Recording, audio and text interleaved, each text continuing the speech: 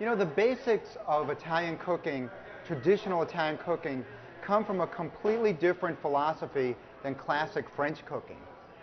I always tell people that if you got a group of French chefs together and you ask them how to make a bechamel sauce, they would tell you exactly the same ingredients, exactly the same procedures, use exactly the same equipment.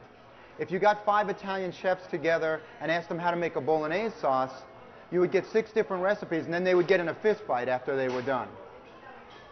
The reason for that is that Italian cooking is not really rigidly codified. It is really more of an expression of the individuals. There may be regional guidelines, but they're very loose guidelines. It's basically the reason why fascism failed in Italy. Nobody wanted to march in a straight line, and nobody wanted to wear the same uniform.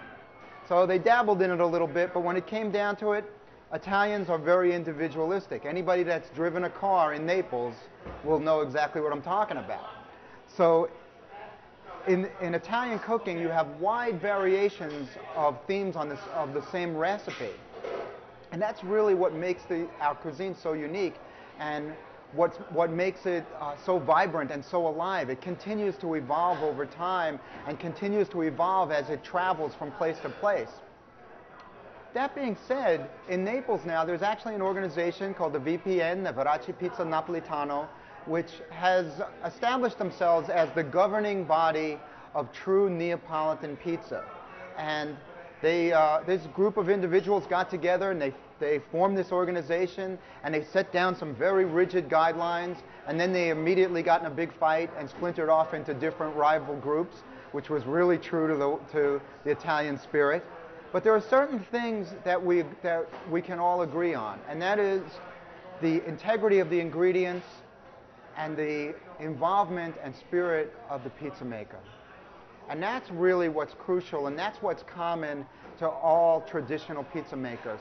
Not where you sourced your cheese from, or where you got the tomatoes from, or whether or not you cook in a wood-fired oven, or a coal-fired oven, or a gas-fired oven, but how much do you love what you're really doing?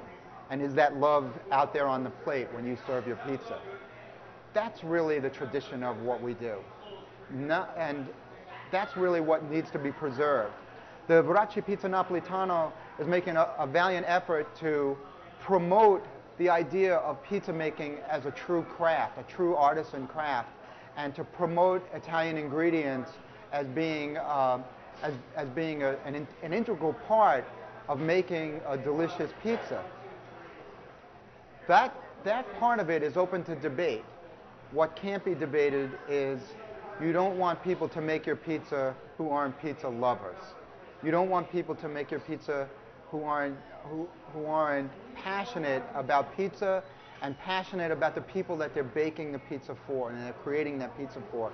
And that should come through in every aspect of the creation of that pizza, starting with the dough, selecting the tomatoes, making your own mozzarella cheese or buying mozzarella cheese from the finest sources, and how all of those ingredients are treated and respected, and how they are put together in a way that they can complement each other. So the real traditions of our craft are to honor the ingredients and to honor the techniques of this artisan cooking experience, and not the particulars of whether you use flour from Italy or flour from North America or olive oil from Greece or tomatoes from California. Each of those ingredients can be amazing ingredients if you put them together with love.